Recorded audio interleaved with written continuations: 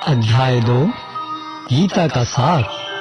संजय उवाच तं तथा कृपयाविष्टम् अश्रुपूर्णाकुलेक्षणम् विषीदन्तमिदं वाक्यम् उवाच मधुसूदनः।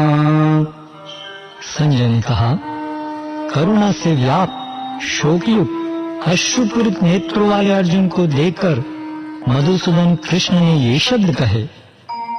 श्री भगवान उवाच कुतस्त्वाकश्मलम् इदम् विषमे समुपस्थितम् अनार्यजुष्टम् सर्वम् अकीर्तिकरमर्जुन। श्री भगवान ने कहा, हे अर्जुन, तुम्हारे मन में यह कल्मश आया कैसे? यह उस मनुष्य के लिए तनिक भी अनुकूल नहीं है जो जीवन के मूल्य को जानता हो। इससे उच्च लोक की नहीं अपितु अपयश की प्राप्ति होती है। क्लैब्यमास्मागमः पार्थ नैतत्तयुपपद्यते क्षुद्रं हृदय दौर्बल्यम् त्यक्तोत्तिष्ठ परन्तप। हे प्रथापुत्र, इस हीन नपुंसकता को प्राप्त मत हो, यह तुम्हें शोभा नहीं देती। हे शत्रुओं के दमन करता, हृदय की शुद्ध दुर्बलता को त्याग कर युद्ध के लिए खड़े हो। अर्जुन उवाच कथं भीष्ममहं संख्ये द्रोणं च मधुसूदन इषुभिः प्रतियोत्स्यामि पूजार्हा वरिसूदन।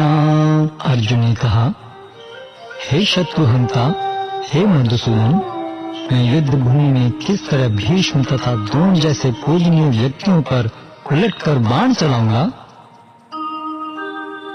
गुरून् हत्वा हि महानुभावान् श्रेयो भोक्तुम् भक्ष्यमपीह लोके हत्वार्थ कामान् सुगुरूनिहैव भुञ्जीय भोगान् रुधिर प्रतिग्धान्। ऐसे महापुरुषों को जो मेरे गुरु हैं, उन्हें मारकर जीने की अपेक्षा इस संसार में भीख मांगकर खाना अच्छा है। भले ही वे सांसारिक लाभ के इच्छुक हों, किंतु हैं तो गुरुजन ही। यदि उनका वध होता है तो हमारे द्वारा भोग्य प्रत्येक वस्तु उनके रक्त से सनी होगी। नैचैतद्विद्मः कतरन्नो गरीयो यद्वा जयेम यदि वा नो जयेयुः यानेव हत्वा न जिजीविषाम तेव स्थिताः प्रमुखे धार्तराष्ट्राः। हम यह भी नहीं जानते कि हमारे लिए क्या श्रेष्ठ है, उनको जीतना या उनके द्वारा जीते जाना। यदि हम धृतराष्ट्र के पुत्रों का वध कर देते हैं तो हमें जीवित रहने की आवश्यकता नहीं है, फिर भी वे युद्ध भूमि में हमारे समक्ष खड़े हैं। कार्पण्य दोषो अपहृत स्वभावः पृच्छामि त्वां धर्म सम्मूढ़ चेता श्रेयस्या निश्चितं ब्रूहि तन्मे शिष्यस्तेऽहं शाधि मां तां प्रपन्नम्। अब मैं अपनी कृपण दुर्बलता के कारण अपना कर्तव्य भूल गया हूँ और सारा धैर्य खो चुका हूँ। ऐसी अवस्था में मैं आपसे पूछ रहा हूँ कि जो मेरे लिए श्रेयस्कर हो उसे निश्चित रूप से बताएं। अब मैं आपका शिष्य हूँ और आपका शरणागत हूँ, कृपया मुझे उपदेश दें। नहीं प्रपश्यामि ममापुनद्यात् यच्छोकमुच्छोषणमिन्द्रियाणाम् वाप्य भूमावसपत्नमृद्धम् राज्यं सुराणामपि चाधिपत्यम्। मुझे ऐसा कोई साधन नहीं दिखता जो मेरी इंद्रियों को सुखाने वाले इस शोक को दूर कर सके। स्वर्ग पर देवताओं के अधिपत्य की तरह इस धन धान्य संपन्न सारी पृथ्वी पर निष्कंटक राज्य प्राप्त करके भी मैं इस शोक को दूर नहीं कर सकूंगा। संजय उवाच एवमुक्त्वा ऋषिकेशं गुडाकेशः परन्तप न योत्स्यैति गोविन्दम् उक्त्वा तूष्णीं बभूवः। संजय ने कहा, इस प्रकार कहने के बाद शत्रुओं का दमन करने वाला अर्जुन कृष्ण से बोला, हे गोविंद, मैं युद्ध नहीं करूंगा, और चुप हो गया। तमुवाच ऋषिकेशः प्रहसन्निव भारत सेनयोरुभयोर्मध्ये विषीदन्तम् इदं वचः। हे भरतवंशी धृतराष्ट्र, उस समय दोनों सेनाओं के मध्य शोकमग्न अर्जुन से कृष्ण ने मानो हंसते हुए ये शब्द कहे। श्री भगवानुवाच अशोच्यानन्वशोचस्त्वम् प्रज्ञावादांश्च भाषसे गतासु न गतासूश्च नानुशोचन्ति पंडिताः। श्री भगवान ने कहा, तुम पांडित्यपूर्ण वचन कहते हुए उनके लिए शोक कर रहे हो जो शोक योग्य नहीं है। जो विद्वान होते हैं वे न तो जीवित के लिए न ही मृत के लिए शोक करते हैं। न त्वेवाहं जातु नासं न त्वं मे जनाधिपा न चैव न भविष्यामः सर्वे वयमतः परम्। ऐसा कभी नहीं हुआ कि मैं न रहा हूँ या तुम न रहे हो अथवा ये समस्त राजा न रहे हों, और न ऐसा है कि भविष्य में हम लोग नहीं रहेंगे। देहिनो अस्मिन् यथा देहे कौमारं यौवनं जरा तथा देहांतर प्राप्ते धीरस्तत्र न मुह्यति। जिस प्रकार शरीरधारी आत्मा इस वर्तमान शरीर में बाल्यावस्था से तरुणावस्था में और फिर वृद्धावस्था में निरंतर अग्रसर होता रहता है, उसी प्रकार मृत्यु होने पर आत्मा दूसरे शरीर में चला जाता है। धीर व्यक्ति ऐसे परिवर्तन से मोह को प्राप्त नहीं होता। मात्रा स्पर्शास्तु कौन्तेय शीतोष्ण सुख दुःखदाः आगमापायनो नित्यास् तां तितिक्षस्व भारत। हे कुंती पुत्र, सुख तथा दुख का क्षणिक उदय तथा कालक्रम में उनका अंतर्धान होना सर्दी तथा गर्मी की ऋतुओं के आने जाने के समान है। हे भरतवंशी, वे इंद्रिय बोध से उत्पन्न होते हैं और मनुष्य को चाहिए कि अविचल भाव से उनको सहन करना सीखे। यं हि नामृतयन्ते ते पुरुषं पुरुषर्षभ समः दुःख सुखं धीरं सोऽमृतत्वाय कल्पते। हे पुरुष श्रेष्ठ अर्जुन, जो पुरुष सुख तथा दुख में विचलित नहीं होता और इन दोनों में संभाव रहता है, वह निश्चित रूप से मुक्ति के योग्य है। नासतो विद्यते भावो ना भावो विद्यते सतः उभयोरपि दृष्टवन्तः तु अनयोस्तत्त्वदर्शिभिः। तत्वदर्शियों ने यह निष्कर्ष निकाला है कि असत भौतिक शरीर का तो कोई चिरस्थायित्व नहीं है, किंतु सत आत्मा अपरिवर्तित रहता है। उन्होंने इन दोनों की प्रकृति के अध्ययन द्वारा यह निष्कर्ष निकाला है। अविनाशी तु तद्विद्धि येन सर्वम् इदं ततम् विनाशम् अव्ययस्यास्य न कश्चित् कर्तुमर्हति। जो सारे शरीर में व्याप्त है उसे ही तुम अविनाशी समझो। उस अव्यय आत्मा को नष्ट करने में कोई भी समर्थ नहीं है। अंतवंत इमे देहा नित्यस्योक्ताः शरीरिणः अनाशिनो अप्रमेयस्य तस्मात् युद्धस्व भारत। अविनाशी, अप्रमेय तथा शाश्वत जीव के भौतिक शरीर का अंत अवश्यम भावी है। अतः हे भरतवंशी, युद्ध करो।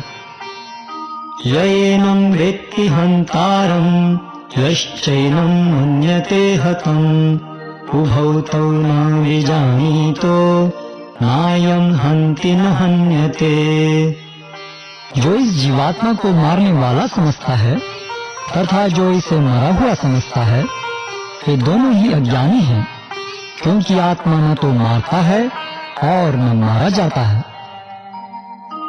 न जायते म्रियते वा कदाचिन् नायं भूत्वा भविता वा न भूयः अजो नित्यः शाश्वतोऽयं पुराणो न हन्यते हन्यमाने शरीरे। आत्मा के लिए किसी भी काल में न तो जन्म है न मृत्यु। वह न तो कभी जन्मा है न जन्म लेता है और न जन्म लेगा। वह अजन्मा, नित्य, शाश्वत तथा पुरातन है। शरीर के मारे जाने पर वह मारा नहीं जाता। वेदा विनाशिनं नित्यं य एनम् अजमव्ययम् कथं स पुरुषः पार्थ कं घातयति हन्तिकम्। हे पार्थ, जो व्यक्ति यह जानता है कि आत्मा अविनाशी, अजन्मा, शाश्वत तथा अव्यय है, वह भला किसी को कैसे मार सकता है या मरवा सकता है। वासांसि जीर्णानि यथा विहाय नवानि गृह्णाति नरोपराणि तथा शरीराणि विहाय जीर्णानि अन्यानि संयाति नवानि देहि। जिस प्रकार मनुष्य पुराने वस्त्रों को त्याग कर नए वस्त्र धारण करता है, उसी प्रकार आत्मा पुराने तथा व्यर्थ के शरीरों को त्याग कर नवीन भौतिक शरीर धारण करता है। नैनं छिन्दन्ति शस्त्राणि नैनं दहति पावकः न चैनं क्लेदयन्त्यापो न शोषयति मारुतः। यह आत्मा न तो कभी किसी शस्त्र द्वारा खंड खंड किया जा सकता है, न अग्नि द्वारा जलाया जा सकता है, न जल द्वारा भिगोया या वायु द्वारा सुखाया जा सकता है। अच्छेद्योऽयम् अदाह्योऽयम् अक्लेद्य शोष्य एव च नित्यः सर्वगतः स्थाणो अचलोऽयम् सनातनः। यह आत्मा खंडित तथा अघुलनशील है। इसे न तो जलाया जा सकता है न ही सुखाया जा सकता है। यह शाश्वत, सर्वव्यापी, अविकारी, स्थिर तथा सदैव एक सा रहने वाला है। अव्यक्तोऽयम् अचिन्त्योऽयम् अविकार्योऽयमच्युते तस्मादेवं विदित्वैनं नानुशोचितुमर्हसि। यह आत्मा व्यक्त, अकल्पनीय तथा अपरिवर्तनीय कहा जाता है। यह जानकर तुम्हें शरीर के लिए शोक नहीं करना चाहिए। अथ चैनं नित्यजातं नित्यं वा मन्यसे मृतं तथापि त्वं महाबाहो नैनं शोचितुमर्हसि। किंतु यदि तुम यह सोचते हो कि आत्मा अथवा शरीर का लक्षण सदा जन्म लेता है तथा सदा मरता है, तो भी हे महाबाहु, तुम्हारे शोक करने का कोई कारण नहीं है। जातस्य हि ध्रुवो मृत्युर्ध्रुवं जन्म मृतस्य च तस्मादपरिहर्यार्थे न त्वं शोचितुमर्हसि। जिसने जन्म लिया है उसकी मृत्यु निश्चित है और मृत्यु के पश्चात पुनर्जन्म भी निश्चित है। अतः अपने अपरिहार्य कर्तव्य पालन में तुम्हें शोक नहीं करना चाहिए। अव्यक्तादीनि भूतानि व्यक्तमध्यानि भारत अव्यक्तनिधनान्येव तत्र का परिदेवना। सारे जीव प्रारंभ में अव्यक्त रहते हैं, मध्य अवस्था में व्यक्त होते हैं और विनष्ट होने पर पुनः अव्यक्त हो जाते हैं। अतः शोक करने की क्या आवश्यकता है। आश्चर्यवत् पश्यति कश्चिदेनम् आश्चर्यवत् वदति तथैव चान्यः आश्चर्यवच्चैनमन्यं शृणोति श्रुत्वाप्येनं वेद न चैव कश्चित्। कोई आत्मा को आश्चर्य से देखता है, कोई इसे आश्चर्य की तरह बताता है तथा कोई इसे आश्चर्य की तरह सुनता है, किंतु कोई कोई इसके विषय में सुनकर भी कुछ नहीं समझ पाते। देहि नित्यमवध्योऽयं देहे सर्वस्य भारत, तस्मात् सर्वाणि भूतानि न त्वं शोचितुमर्हसि। हे भरतवंशी, शरीर में रहने वाले देही का कभी भी वध नहीं किया जा सकता, अतः तुम्हें किसी भी जीव के लिए शोक करने की आवश्यकता नहीं है। स्वधर्मपि चावेक्ष्य न विकम्पितुमर्हसि, धर्मयाद्य युद्धा श्रेयो अन्यत् क्षत्रियस्य न विद्यते। क्षत्रिय होने के नाते अपने विशिष्ट धर्म का विचार करते हुए तुम्हें जानना चाहिए कि धर्म के लिए युद्ध करने से बढ़कर तुम्हारे लिए अन्य कोई कार्य नहीं है, अतः तुम्हें संकोच करने की कोई आवश्यकता नहीं है। यदृच्छया चोपपन्नं स्वर्गद्वारम् अपावृतं, सुखिनः क्षत्रिया पार्थ लभन्ते युद्धमीदृशम्। हे पार्थ, वे क्षत्रिय सुखी हैं जिन्हें ऐसे युद्ध के अवसर अपने आप प्राप्त होते हैं, जिससे उनके लिए स्वर्गलोक के द्वार खुल जाते हैं। अथ चेत्त्वमिमं धर्म्यं संग्रामं न करिष्यसि, ततः स्वधर्मं कीर्तिं च हित्वा पापमवाप्स्यसि। किंतु यदि तुम युद्ध करने के स्वधर्म को संपन्न नहीं करते तो तुम्हें निश्चित रूप से अपने कर्तव्य की उपेक्षा करने का पाप लगेगा और तुम योद्धा के रूप में ही अपना यश खो दोगे। अकीर्तिं चापि भूतानि कथयिष्यन्ति ते अव्ययाम्, संभावितस्य चाकीर्तिर् मरणादतीतरिच्यते। लोग सदैव तुम्हारे अपयश का वर्णन करेंगे और सम्मानित व्यक्ति के लिए अपयश तो मृत्यु से भी बढ़कर है। भयात्रणादोपरतम् मंस्यन्ते तां महारथा, येषां च त्वं बहुमतो भूत्वा यास्यसि लाघवम्। जिन जिन महान योद्धाओं ने तुम्हारे नाम तथा यश को सम्मान दिया है, वे सोचेंगे कि तुमने डर के मारे युद्ध भूमि छोड़ दी है और इस तरह वे तुम्हें तुच्छ मानेंगे। अवाच्य वादांश्च बहून् वदिष्यन्ति तवाहिताः, निन्दन्तस्तव सामर्थ्यम् ततो दुःखतरं किम्। तुम्हारे शत्रु अनेक प्रकार के कटु शब्दों से तुम्हारा वर्णन करेंगे और तुम्हारी सामर्थ्य का उपहास करेंगे। तुम्हारे लिए इससे दुखदाई और क्या हो सकता है। हतो वा प्राप्स्यसि स्वर्गम् जित्वा वा भोक्ष्यसे महीम्, तस्मादुत्तिष्ठ कौन्तेय युद्धाय कृतनिश्चयः। हे कुंती पुत्र, तुम यदि युद्ध में मारे जाओगे तो स्वर्ग प्राप्त करोगे, या यदि तुम जीत जाओगे तो पृथ्वी के साम्राज्य का भोग करोगे। अतः दृढ़ संकल्प करके खड़े हो और युद्ध करो।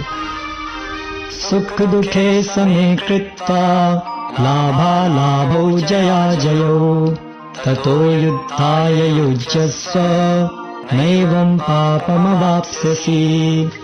तुम सुख या दुख, हानि या लाभ, विजय या पराजय का विचार किए बिना युद्ध के लिए युद्ध करो। ऐसा करने पर तुम्हें कोई पाप नहीं लगेगा। एषा ते विहिता सांख्ये बुद्धे योगे त्विमां शृणु, बुद्ध्या युक्तो यया पार्थ कर्म बंधं प्रहास्यसि। यहाँ मैंने वैश्लेषिक अध्ययन सांख्य द्वारा इस ज्ञान का वर्णन किया है। अब निष्काम भाव से कर्म करना बता रहा हूँ, उसे सुनो। हे प्रथापुत्र, तुम यदि ऐसे ज्ञान से कर्म करोगे तो तुम कर्मों के बंधन से अपने को मुक्त कर सकते हो।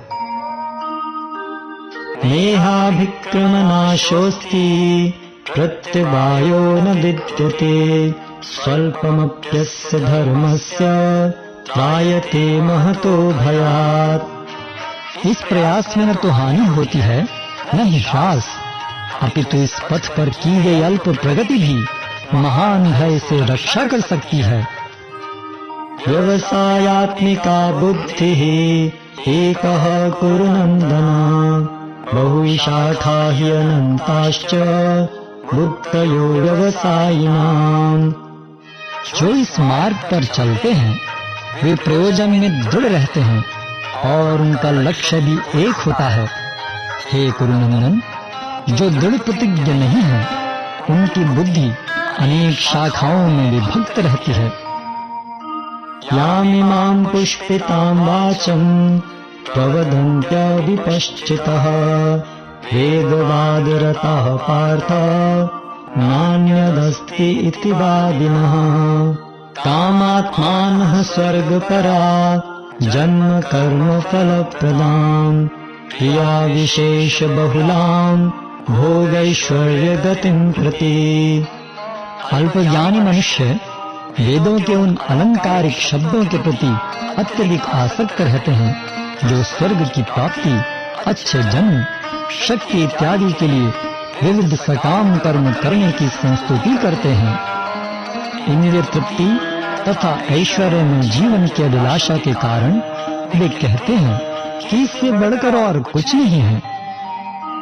भोगैश्वर्य प्रसक्तानां तयापहृत चेतसां व्यवसायात्मिका बुद्धिः समाधौ न विधीयते। जो लोग इंद्रिय भोग तथा भौतिक ऐश्वर्य के प्रति अत्यधिक आसक्त होने से ऐसी वस्तुओं से मोहग्रस्त हो जाते हैं, उनके मनों में भगवान के प्रति भक्ति का दृढ़ निश्चय नहीं होता। त्रैगुण्य विषया वेदा निस्त्रैगुण्यो भवार्जुन निर्द्वन्द्वो नित्यसत्त्वस्थो निर्योगक्षेम आत्मवान। वेदों में मुख्यतया प्रकृति के तीनों गुणों का वर्णन हुआ है। हे अर्जुन, इन तीनों गुणों से ऊपर उठो, समस्त द्वैतों और लाभ तथा सुरक्षा की सारी चिंताओं से मुक्त होकर आत्मपरायण बनो। यावनर्थ उदपाने सर्वतः संप्लुतोदके तावान् सर्वेषु वेदेषु ब्राह्मणस्य विजानतः। एक छोटे से कूप का सारा कार्य एक विशाल जलाशय से तुरंत पूरा हो जाता है। इसी प्रकार वेदों के आंतरिक तात्पर्य जानने वाले को उनके सारे प्रयोजन सिद्ध हो जाते हैं।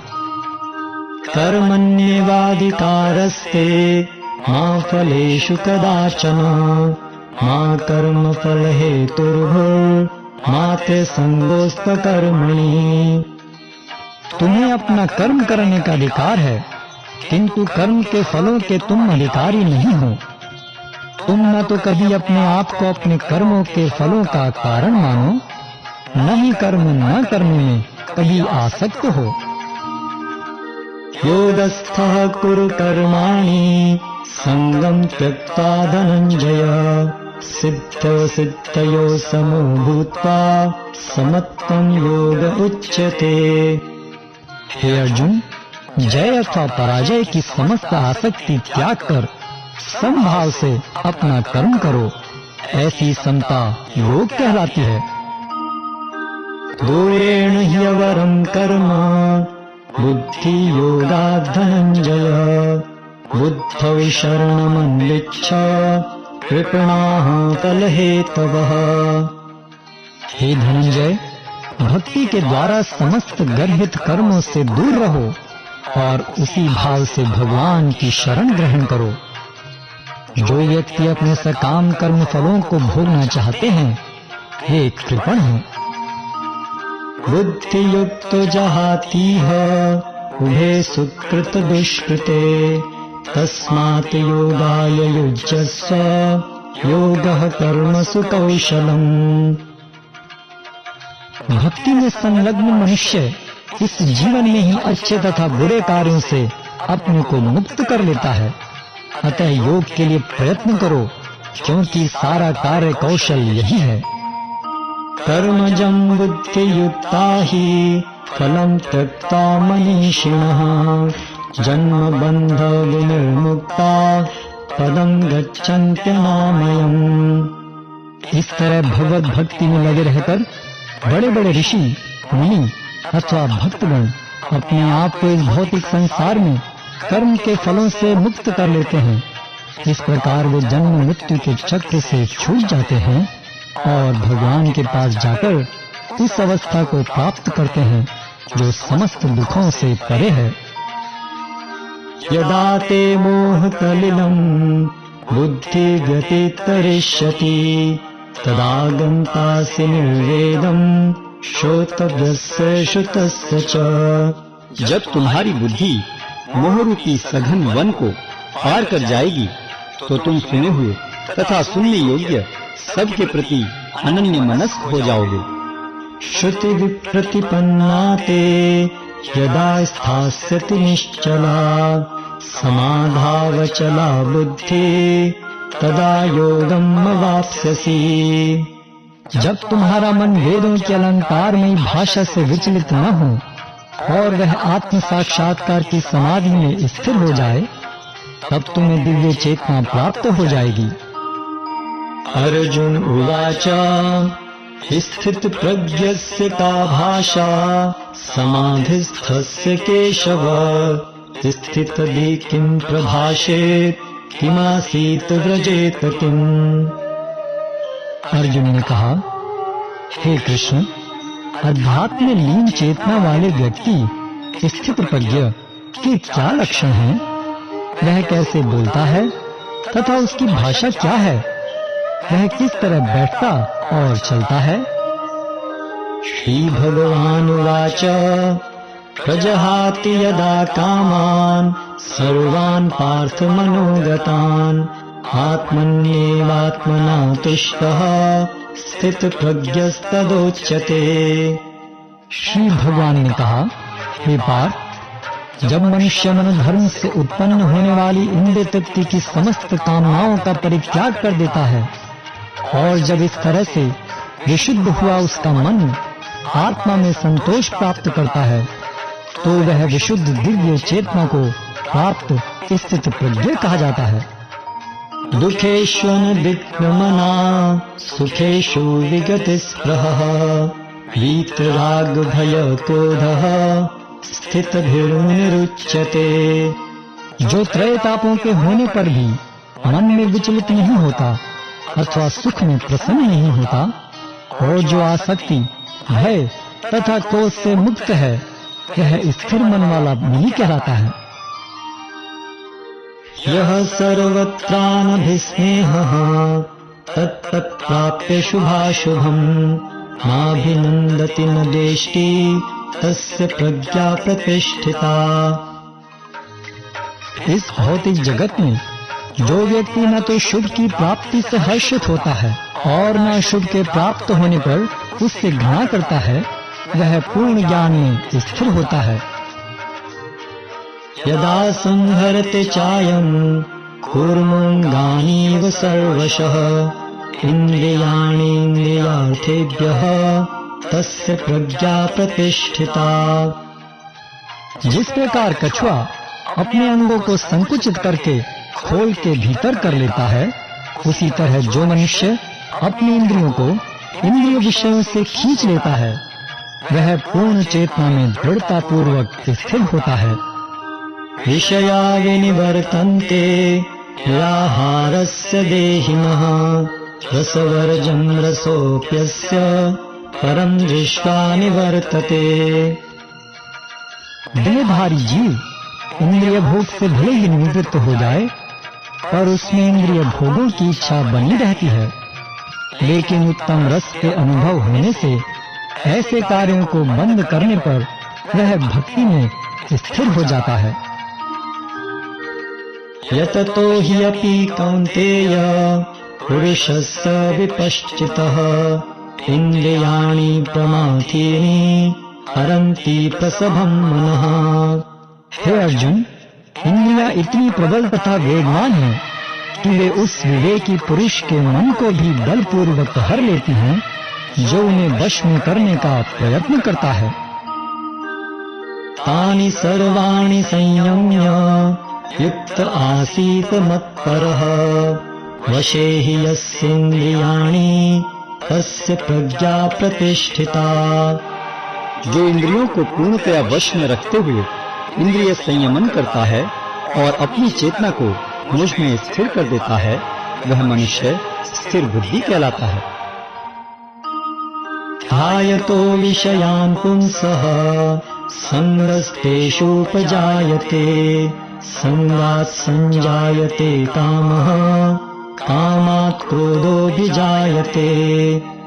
इंद्रिय विषयों का चिंतन करते हुए मनुष्य की उनमें आसक्ति उत्पन्न हो जाती है और ऐसी आसक्ति से काम उत्पन्न होता है और फिर काम से क्रोध प्रकट होता है। क्रोधात् भवति सम्मोहः सम्मोहात् स्मृतिविभ्रमः स्मृतिभ्रंशात् बुद्धिनाशो बुद्धिनाशात् प्रणश्यति। क्रोध से पूर्ण मोह उत्पन्न होता है और मोह से स्मरण शक्ति का विभ्रम हो जाता है। जब स्मरण शक्ति भ्रमित हो जाती है तो बुद्धि नष्ट हो जाती है और बुद्धि नष्ट होने पर मनुष्य भवकूप में पुनः गिर जाता है। राग देश विमुक्तैस्तु विषयानिन्द्रियैश्चरन् आत्मवश्यैर्विधेयात्मा प्रसादम् अधिगच्छति। किंतु समस्त राग तथा द्वेष से मुक्त एवं अपनी इंद्रियों को संयम द्वारा वश में करने में समर्थ व्यक्ति भगवान की पूर्ण कृपा प्राप्त कर सकता है। प्रसादे सर्वदुःखानां हानिरस्योपजायते प्रसन्नचेतसो ह्याशो बुद्धिपर्यवतिष्ठते। इस प्रकार से कृष्ण भावनामृत में तुष्ट व्यक्ति के लिए संसार के तीनों पाप नष्ट हो जाते हैं और ऐसी तुष्ट चेतना होने पर उसकी बुद्धि शीघ्र ही स्थिर हो जाती है। नास्ति बुद्धिरयुक्तस्य न च युक्तस्य भावना न चाभावयतः शान्ते अशान्तस्य कुतः सुखम्। जो कृष्ण भावनामृत में परमेश्वर से संबंधित नहीं है उसकी न तो बुद्धि दिव्य होती है और न ही मन स्थिर होता है, जिसके बिना शांति की कोई संभावना नहीं है। शांति के बिना सुख हो भी कैसे सकता है। इन्द्रियाणां हि चरतां यन्मनोनुविधीयते तदस्य हरति प्रज्ञां वायुर्नाव इवाम्भसि। जिस प्रकार पानी में तैरती नाव को प्रचंड वायु दूर बहा ले जाती है, उसी प्रकार विचरणशील इंद्रियों में से कोई एक जिस पर मन निरंतर लगा रहता है मनुष्य की बुद्धि को हर लेती है। तस्मादस्य महाबाहो निग्रहितानि सर्वशः इन्द्रियाणीन्द्रियार्थेभ्यः तस्य प्रज्ञा प्रतिष्ठिता। अतः हे महाबाहु, जिस पुरुष की इंद्रियां अपने अपने विषयों से सब प्रकार से विरत होकर उसके वश में है, उसी की बुद्धि निस्संदेह स्थिर है। या निशा सर्वभूतानां तस्यां जागर्ति संयमी यस्यां जागृति भूतानि सा निशा पश्यतो मुनेः। जो सब जीवों के लिए रात्रि है वह आत्म संयमी के जागने का समय है, और जो समस्त जीवों के जागने का समय है वह आत्म निरीक्षक मुनि के लिए रात्रि है। आपूर्यमाणमचल प्रतिष्ठम् समुद्रमापः प्रविशन्ति यद्वत् तद्वत् कामायं प्रविशन्ति सर्वे स शान्तिमाप्नोति न कामकामी। जो पुरुष समुद्र में निरंतर प्रवेश करती रहने वाली नदियों के समान इच्छाओं के निरंतर प्रवाह से विचलित नहीं होता और जो सदैव स्थिर रहता है, वही शांति प्राप्त कर सकता है। वह नहीं जो ऐसी इच्छाओं को तुष्ट करने की चेष्टा करता हो। विहाय कामान्यः सर्वान् पुमांश्चरति निःस्पृहः निर्ममो निरहंकारः स शांतिम् अधिगच्छति। जिस व्यक्ति ने इंद्रिय तृप्ति की समस्त इच्छाओं का परित्याग कर लिया है, जो इच्छाओं से रहित रहता है और जिसने सारी ममता त्याग दी है तथा अहंकार से रहित है, वही वास्तविक शांति को प्राप्त कर सकता है। एषा ब्राह्मी स्थितिः पार्थ नैनां प्राप्य विमुह्यति स्थित्वा स्यामन्त कालेपि ब्रह्म निर्वाणमृच्छति। यह आध्यात्मिक तथा ईश्वरीय जीवन का पथ है, जिसे प्राप्त करके मनुष्य मोहित नहीं होता। यदि कोई जीवन के अंतिम समय में भी इस तरह स्थित हो, तो वह भगवत धाम में प्रवेश कर सकता है।